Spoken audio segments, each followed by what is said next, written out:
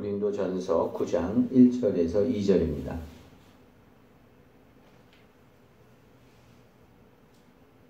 고린도전서 9장 1절과 2절.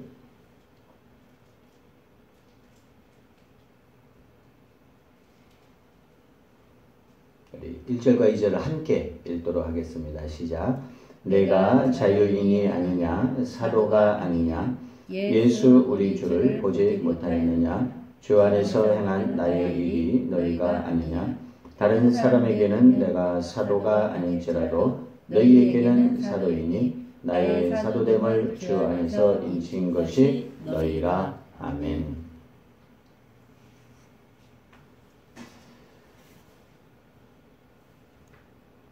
지금 현재 우리의 행복을 위협하는 것이 있습니다. 일반적으로 생각할 때는 이제 코로나19다. 그래서 이로 인한 어떤 경제적인 재난, 다시 말씀드려서 기근이 문제다. 먹고 사는 것이 문제라는 것입니다.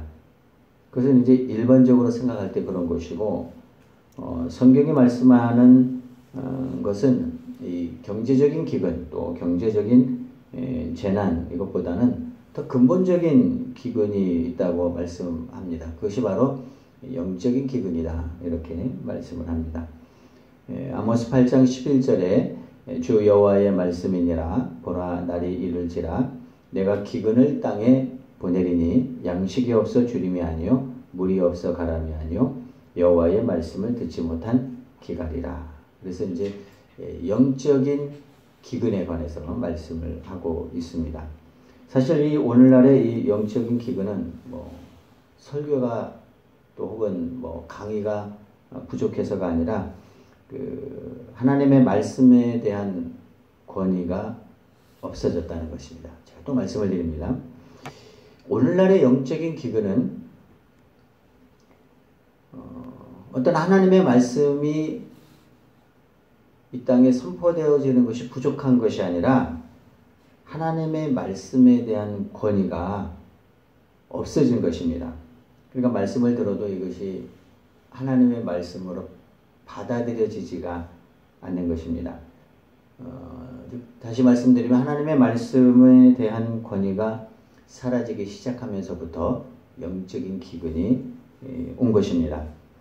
우리가 지금 시급하게 회복해야 될 것이 있다면 성경의 권위, 말씀의 권위를 회복해야 합니다. 말씀이 그러면 그런 것이고 또 말씀이 아니다 그러면은 아닌 것입니다. 분명히 말씀은 좁은 문으로 들어가라. 그것이 생명의 길이고 넓은 문으로 들어가면 멸망한다. 이렇게 말씀을 했습니다. 그런데 어떻게 생각하냐 하면은 야, 그게 무슨 소리냐. 넓은 문으로 들어가야지. 좁은 문으로 들어가면 어떻게 망하죠? 폭망한다. 들어보셨나요? 그냥 망하는 것이 아니라 폭삭 망한다. 그렇게 생각을 하는 거죠. 아니 지금이 어떤 세상인데 성경대로 살아서 출세할 수가 있겠어. 성경은 성경이고 그렇게 살았다가는 바보 소리 듣게 돼.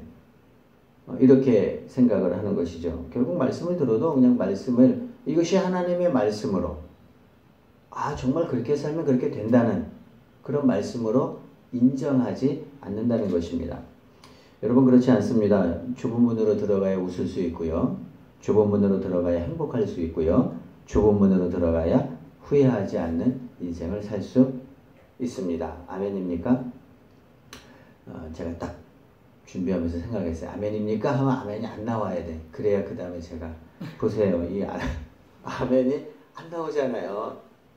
좁은 문으로 들어가야 웃을 수 있다는 걸 우리가 확실히 믿어야 되는데 이 하나님의 말씀을 그냥 성경에 기록된 것으로만 우리가 생각을 하지 그것이 하나님의 말씀으로 나에게 주신 것. 정말 좁은 문으로 들어가면 거기에 행복한 길이 있는데 우리는 그렇게 생각하지 않는다는 거죠. 그거 무슨 소리야. 넓은 문으로 들어가야지. 분명히 말씀은 사람이 두 주인을 섬기지 못할 것이니 혹 이를 미워하고 저를 사랑하거나 호기를 중히 여기고 저를 경히 여김이라. 너희가 하나님과 재물을 겸하여 섬기지 못하느니라. 한 사람이 두 주인을 섬길 수 없다는 것이죠. 하나님과 재물을 겸하여 섬길 수 없는 것입니다. 아니 그거는 말씀에서나 그렇지 실제로 어떻게 하나님만 가지고 살 수가 있어? 뭐가 있어야 돼? 재물이 있어야죠. 물질이 있어야죠. 물론 맞습니다. 물질이 있어야죠. 그러나 그 물질을 섬겨서는 안 되는 것이죠. 그러니까 우리에게 문제가 있다면 그 물질을 섬긴다고 하는 거죠. 더 정확하게 표현하면 물질이 없으면 못 살아 이렇게 생각을 하는 거죠. 그렇지 않아요. 물질이 없어서 살 수 있어요. 그게 성경의 한두 구절에 말씀드린 게 아니잖아요. 이스라엘 백성들에게 가장 큰 문제가 있었다면 바로 이것입니다. 하나님도 섬기고 만몬, 물질도 섬기고 하나님도 섬기고 우상도 섬기고. 아니 성경은 분명하게 말씀합니다. 하나님과 재물을 겸하여 섬기지 못하느니라. 이게 하나님의 말씀인데 우리가 그렇게 생각하지 않는다는 것이 문제입니다.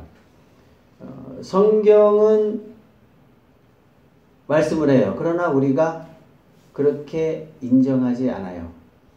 자, 이걸 정리합니다. 한마디로 성경의 권위를 인정하지 않는 것이에요. 그래서 우리가 복을 못 받는 거예요. 적어도 우리 엘사랑교회 교우들은 성경의 권위를 인정했으면 좋겠습니다. 그럼 여기 이제 또 아멘이 나와야 돼. 사탄은요, 이 말씀의 권위를 무너뜨리려고 해요. 그게 이제 아마 21세기의 가장 큰 도전입니다. 뿐만 아니라 사탄은 사도의 권위를 무너뜨리려고 해요. 오늘 본문에 보니까 이 바울이 매우 심각한 공경에 처했는데 그것이 뭐냐 하면 바울의 그 사도성을 의심하는 사람들이 생겨나기 시작했다고 하는 것입니다. 그래서 바울이 매우 괴로웠어요. 얼마나 괴로웠으면 오늘 본문에 기록을 했겠어요. 1절입니다. 1절을 같이 한번 읽도록 하겠습니다. 시작. 내가 자유인이 아니냐 사도가 아니냐 내가 예수 우리 주를 보지 못하였느냐 주 안에서 행한 나의 일이 너희가 아니냐. 2절도 같이 읽겠습니다. 다른 사람들에게는 내가 사도가 아닐지라도 너희에게는 사도이니 나의 사도됨을 주 안에서 인친 것이 너희라. 내가 자유인이 아니냐? 자유인이라는 거죠. 내가 사도가 아니냐? 이거 무슨 말이에요? 사도라는 거예요. 아니 이 바울의 이 짧은 두 구절에서 바울의 그런 어떤 그 목소리가 느껴져요. 2절에 보니까 다른 사람들에게는 내가 사도가 아닐지라도 너희에게는 사도다. 야, 이거 뭐 개인적인 뭐 이런 표현 같아요. 그러나 그것이 아니라 바울의 사도성이 의심을 받으면 그 다음에는 사역이 안 돼요. 일이 안 돼요. 무슨 말을 해도 믿지를 않아요. 그러니까 이제 바울이 아니다. 내가 진짜 사도다.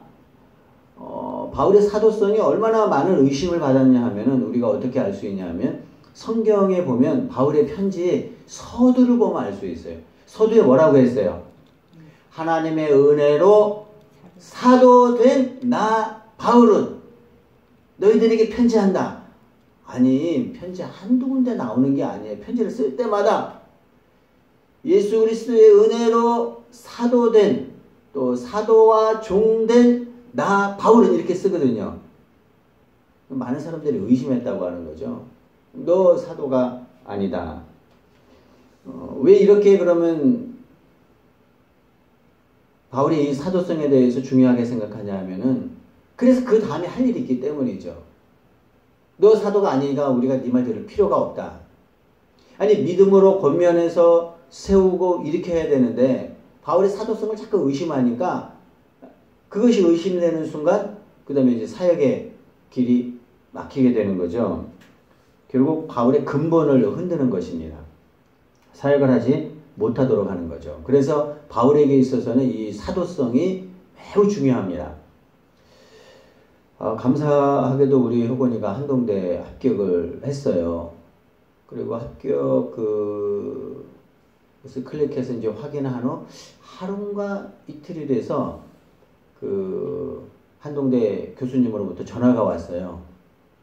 왜 전화를 하냐면은 이제 최종 합격을 했으니까 이 학생이 우리 학교에 등록할 학생인지 아니면 옆으로 셀 학생인지 이거를 갖다가 이제 체크를 해서 아마 학교에 뭐를 갖다가 이제 이렇게 분류를 하는 것 같아요.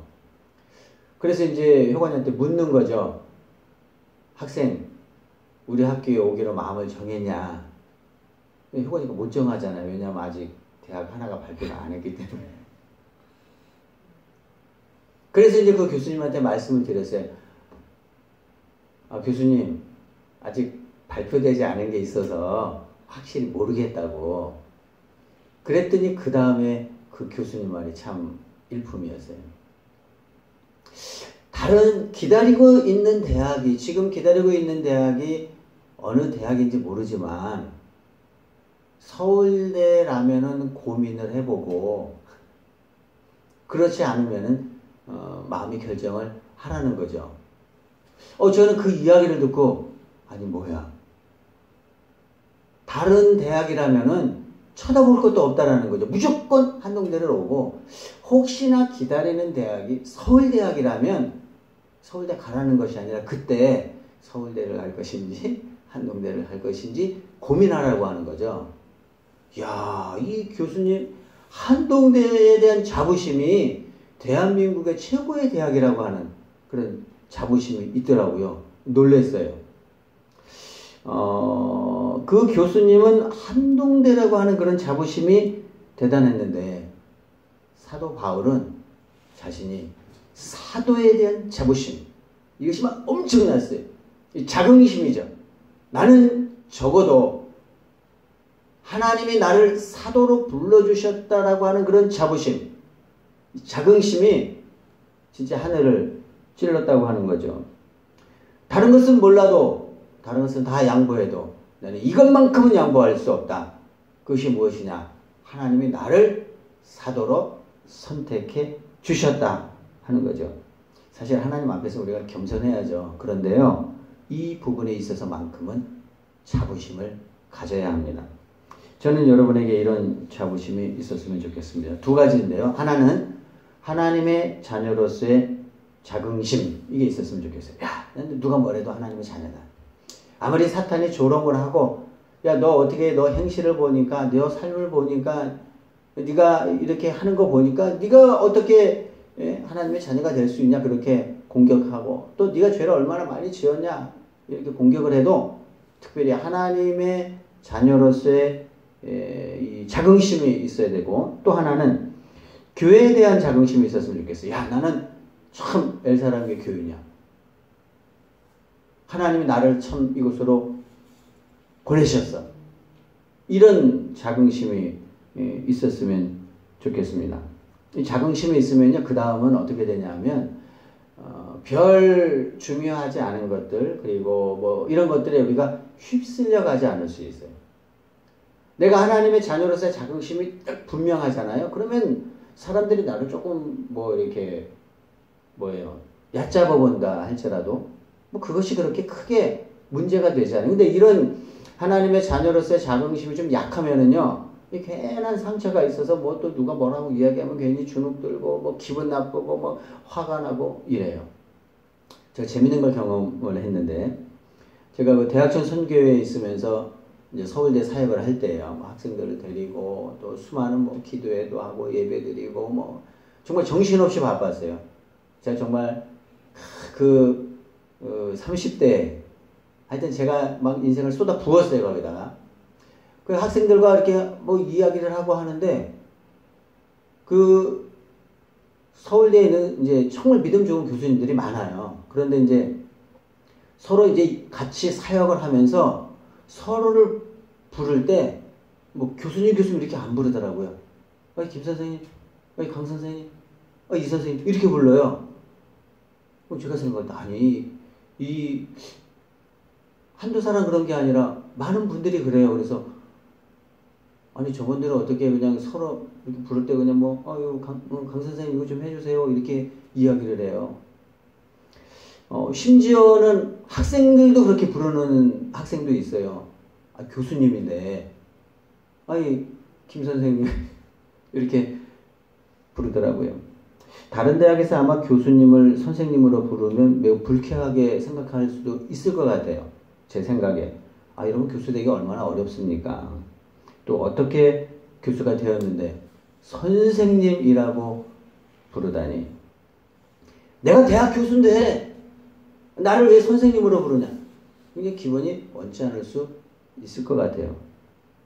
근데 그 사람들은요, 하나도 언짢아 하는 표정이 아니에요. 왜 그렇죠? 나는 그래도 서울대 교수라고 하는 자긍심이 있어요. 그렇기 때문에 그 사람이 나를 교수로 부르든 선생으로 부르든 아무 상관이 없는 거예요.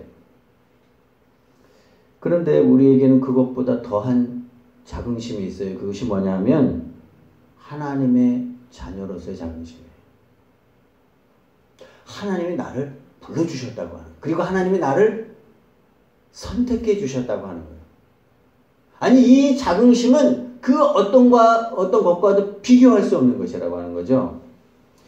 그 영락교회를 섬기셨던 한경직 목사님께서 그 미국 달라스에서 계실 때 결핵으로 쓰러지셨대요. 쓰러져가지고 3년 동안 누워 계셨대요. 얼마나 속상했겠어요. 근데 그때는 잘 몰랐지만 한국에 돌아와서 사역을 할 때 그 뜻을 알게 되었대요. 한국에 와서 보니까 이 목회하는 것이 얼마나 바빠서 하여튼 책 한 권 읽을 시간이 없을 정도로 너무 바빴다고 하는 거죠. 그런데 3년 동안 누워서 많은 묵상을 하고 책을 읽고 그리고 영적으로 이렇게 준비하는, 영적으로 체험을 받는 기간이었다고 하는 거죠. 정말 이런 기간이 필요합니다. 우리가 그 당시에는 그것이 굉장히 속상하고 안타까운 일이지만 뒤돌아보면 그렇구나, 거기에는 하나님의 뜻이 있었구나. 그 목사님의 고백입니다. 내가 그때 누워있지 않았다면은 어떻게 한국에 와서 이런 사역을 감당할 수 있었겠느냐. 그럴 수 없었다고 하는 거죠. 그러니까 하나님께서 3년 동안 누워있게 하시면서 거기서 하나님의 말씀을 묵상하고 연구하고 책을 읽고 준비하고 하는, 그러니까 버려진 시간이 아니라 아주 그 한경직 목사님 인생에서 아주 소중한 시간이었다는 것을 한국에 와서 목회를 하면서 이제 깨닫게 되었다고 하는 거죠. 그런데 이 한 목사님이 미국에서 이제 있으면서 이제 결국 치료를 받았는데 그 치료해 주신 그 의사 선생님이 있었는데 거기 명함을 받았는데 그 명함에는 이렇게 적혀 있었다고 하는 거죠. 그런즉 누구든지 그리스도 안에 있으면 새로운 피조물이라. 이전 것은 지나갔으니 보라 새 것이 되었도다. 이런 말씀이 기록되어 있는 거예요. 한 목사님이 궁금해서 물어봤더니 아니 무슨 뭐 특별한 일이 있습니까? 이 명함에 이것을 새긴 이유가 있습니까? 물어봤습니다. 그랬더니 그분이 대답을 합니다. 예, 저는 정말 방탕한 사람이었습니다. 정말 상상할 수도 없는 그런 사람이었습니다. 그런데 어느 날 빌리 그레이엄 목사님이 인도하시는 집회에 참석을 했는데 이 말씀을 하셨다는 거죠.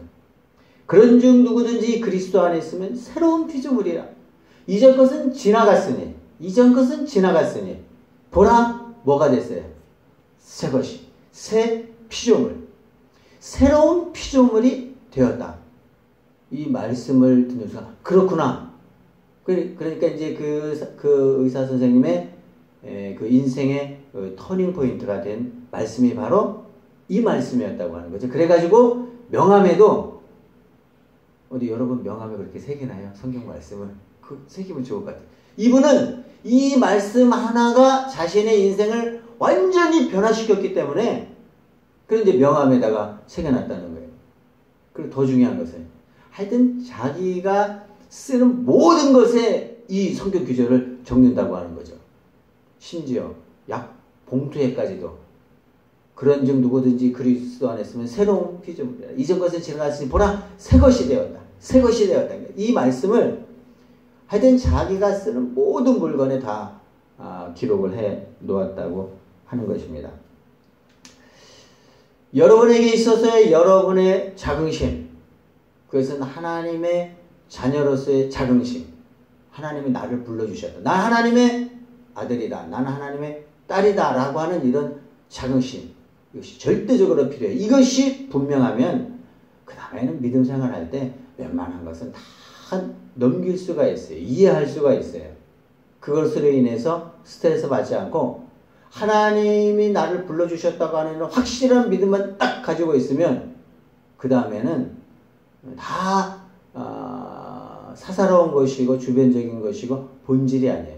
그래서 오늘 이 하나님의 말씀 딱 붙잡고 바울은 자기가 사도로서의 자부심을 딱 가지고 누가 뭐라 그래도 흔들림이 없이 사역을 했다면 우리가 지금 이 어려운 시대에 하나님의 자녀로서의 이 자긍심을 딱 가지고 산다면 우리가 흔들리지 않는 그런 믿음 생활을 할 수 있을 줄로 믿습니다. 기도하겠습니다.